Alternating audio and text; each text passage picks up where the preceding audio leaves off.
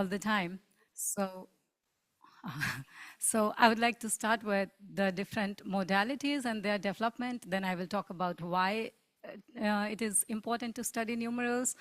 And I will try to show you some examples and different ways how like all these linguistic culture, cognition, everything is interwoven to each other. Also would like to present some rare features so that, you know, like it's not as simple as we see the numbers in our languages, basically major languages, and then some problem and solution. So let's move with the development. We now we have a lot of inscriptions where we see the carvings which have been in the archaeological evidences. They are studying since long and deciphering what kind of numbers and how they took care of counting. Then we move to different bones also. And this bone is the most famous bone in archaeology. The name is Ishango bone, and different people really tried to decipher these notches on the bones for different ways, astronomical, mathematical, and also different combinations and permutations people are putting. So it's like COVID, you have so many papers on Ishango bone as well. Just have to Google. And then you have different tally mark systems. So in the tally also, we normally think like 1, 2, 3, 4, and 5 is the common way. But when you really dig in, you will find the variations. And then different symbolic systems. You have very different body-based system where normally we think that like the fingers and the toes get counted most commonly, but then you have many cultures where they really count different part of the body, especially the upper body. And then you have some notational system, and then we move to verbal system, which we normally are more familiar with. And me also, I also deal with the verbal numeral system at the moment in my project.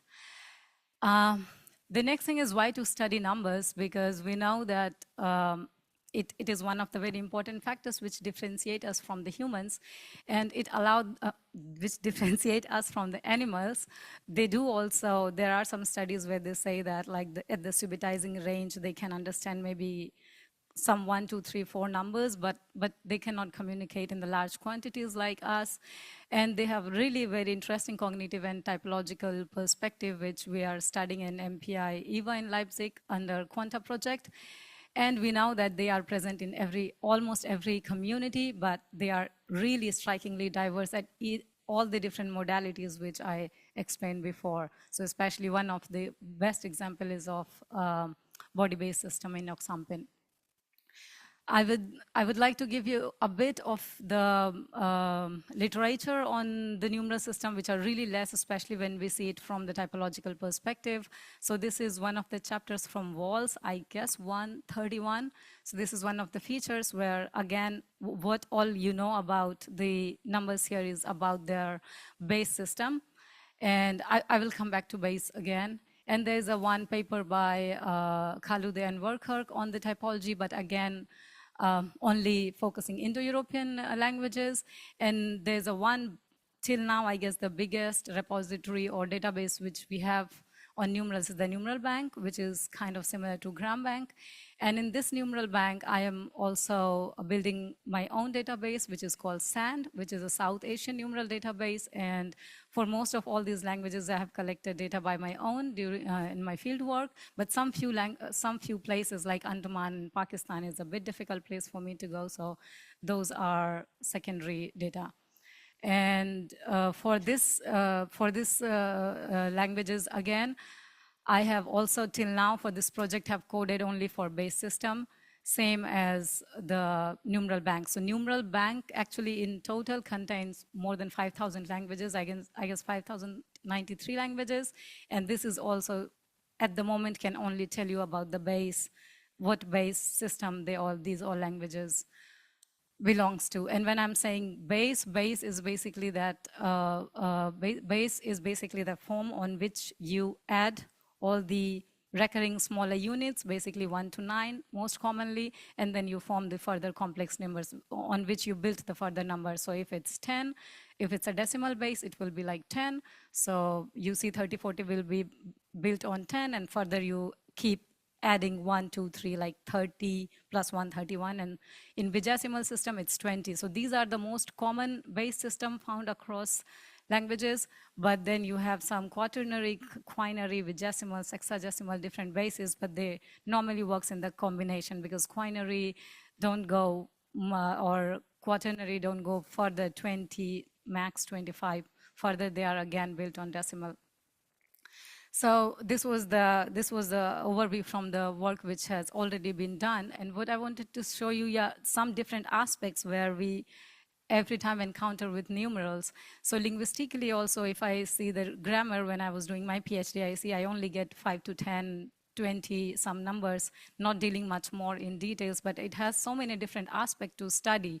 So in my study, from different part of the world, I read some papers from different numeral system, and I collected some few features on numerals, and I collected data for all of these features for the numerals, again in South Asian languages.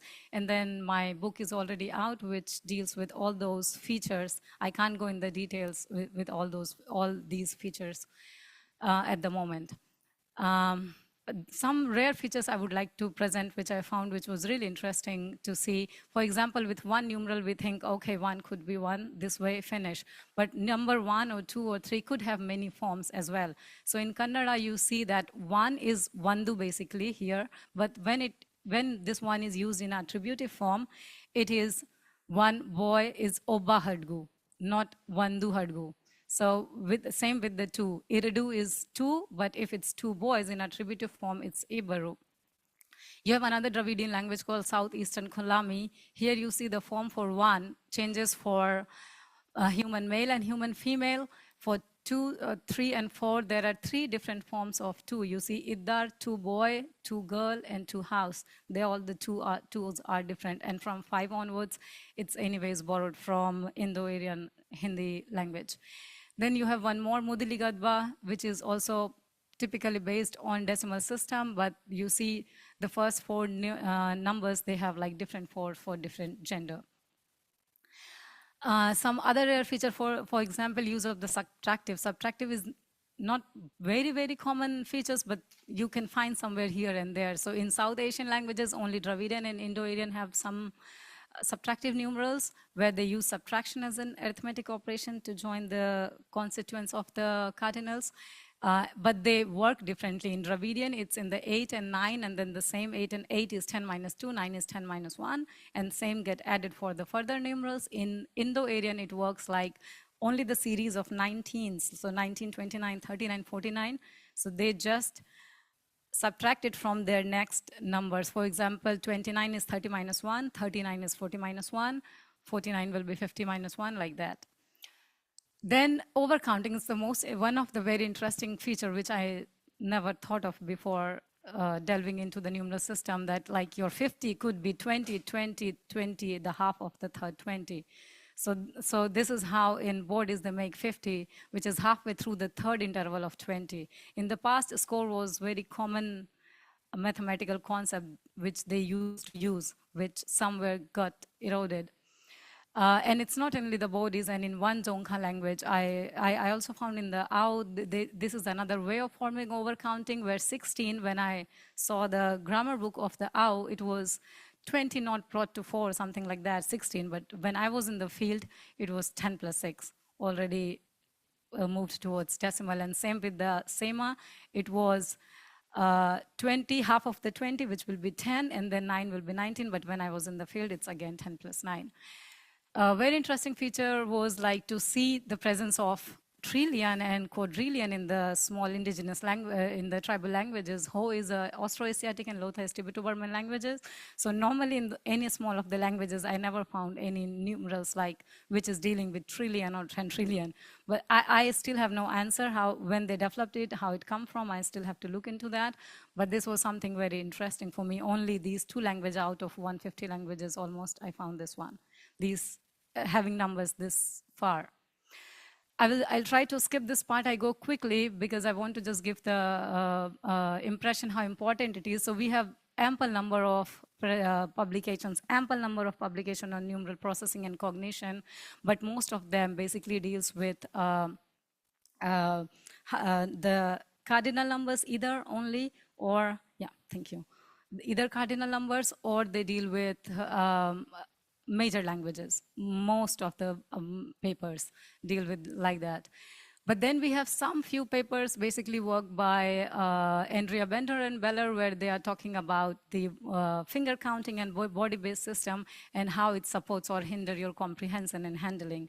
So like after reading like some of these few papers, it feels like this paper falls somewhere true for the numerals and cognition also. Damian's paper where it says that over-reliance on English hinders cognitive science. It's proven here. It feels like the over-reliance of numerals of decimal system, basically it also somewhere hindering the study of cognitive numeral science and numeral processing. Culturally also it has very interesting facts inside their culture. So there are some languages, I guess some African languages also, they do have their birth name somewhere inside your name. So with the name, you get to know that whether this person is the elder child of that house or the youngest or the middle. So if it's Ta, you know it's a male, but the always firstborn. So Tato name will tell you he's the first, like the elder son of the house.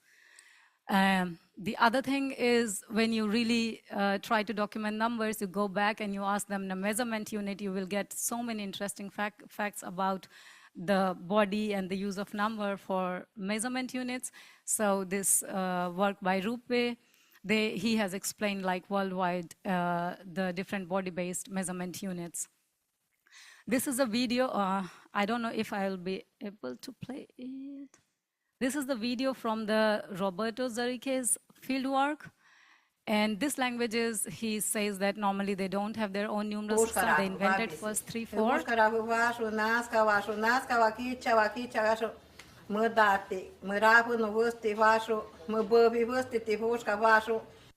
Yeah. So basically they don't have access their own numeral system. They invented first 3, 4 and the 5, which she's always doing. 5 is hand in so many cultures. 5 is directly co-lexified with hands. And she is like basically using just those 3 for saying many. So 5, more 3, more 3, so it become many. So even if you don't have numbers, you could explain the making of canoe using all the details really well. So the cultural fact. So I will end with some problem and solution, and I'll go fast. I have 3 minutes. Okay, so the most important thing is the collection of the data. So before there was no questionnaires, but I have also published a questionnaire, but it focuses South Asia, but for different culture, you need different kind of questionnaire because you ask her or anybody that, do you have once, twice, thrice, or 1, 2, 3 in your language, you might not get it that way. You have to give you kind of context or tell like this is your elder sibling, how you know, some kind of hierarchical structure.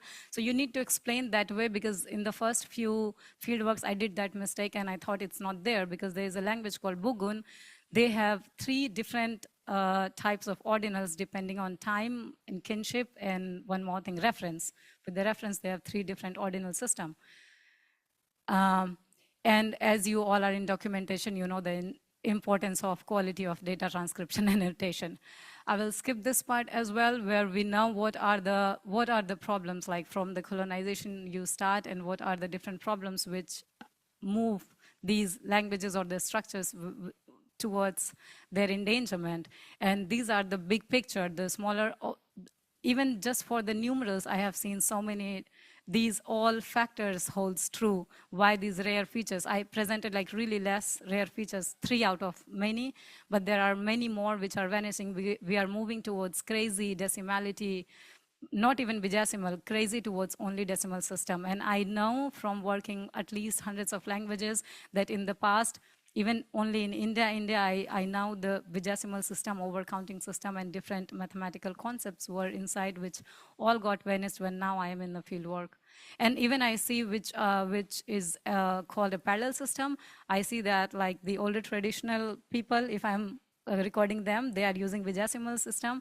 I'm recording the younger one, they are speaking bigesimal system. So I would just conclude saying that what I see that as a result, what's happening, that we are shifting towards decimality, vanishing rare morphological structures, we are losing mathematical concepts, moving towards universality, which is decimality again, and upgrading traditional forms. So I think it's a dire need of an hour. Any of you who go to the field, please try to take care of the numerals. Overall, the measuring units, quantifier, expressions, classifiers, their traditional number, you will find that the main system which they used in the market and the traditional system might be different. And let it be a part of descriptive grammar. So I will finish it by this, my very favorite quote, that the reasons of the numeral systems around the globe and their relationship to human experience and cognition can only be understood if we consider a full range of language spoken in diverse parts of the world by the people that have often been overlooked by science. Thank you. Some references. Questions? Thank you. We have about 4 minutes for questions. Sorry. How do the people count? So when I was in, the Germans count 1, 2, 3, 4, 5, and the Samoans do 1, 2, or Tasi, Lua, Tolu, Fa, Lima. We do 1, 2, 3, 4, 5 Okay. in Hindi. Yeah. So they all do it this way. Yeah. This way. Okay. There are so many ways. I know people count this, people count these lines, people count the gaps. Yeah. There are so many ways. Yeah. Apologies if I'm stealing the comment from somebody else in the room who can speak Chinese, but coming back to slide 32, I think we have a hint for you that the reason why you would have 100 million is because it's 10 to the power of 8, which is 10 to the power of 4 to the power of 2. And there's a concept for that in Chinese since a long time, which was with an initial M. And because Ho is a language spoken in the vicinity of China, probably they borrowed that. Ho it's a very old not character. In the vicinity. Ho is Austroasiatic. Yes. More in, not in the northeast region in the China. Right, but now Yunnan is close to your area, you know, within walking distance, within a few weeks. And so this may be a concept, because, languages of China tend to have a word for 10,000, which is not very standard, you know, numeric system when you go 10 to the power of 3, 6, 9. And 100 million is a very old concept in Chinese, and hence in the languages that have been in contact with it. So it goes from 10 to the power of 4, 10 to the power of 8, just an idea. Maybe. And it counters the rectification whereby people would just drop those things and stick by, you know, the decimal system, because there's value and prestige, as you pointed out.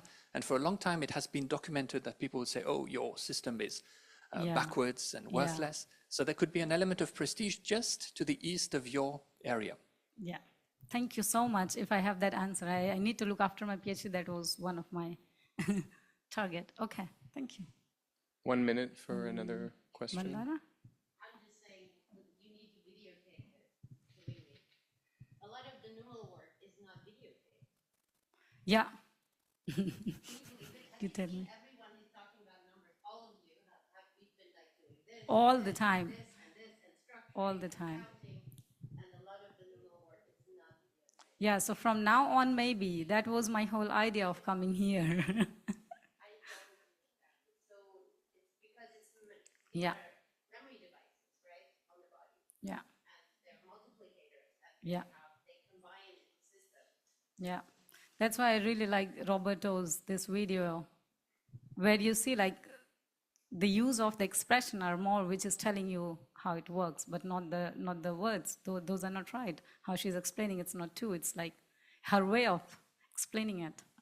Yeah. Okay, thank you very much. Thank you.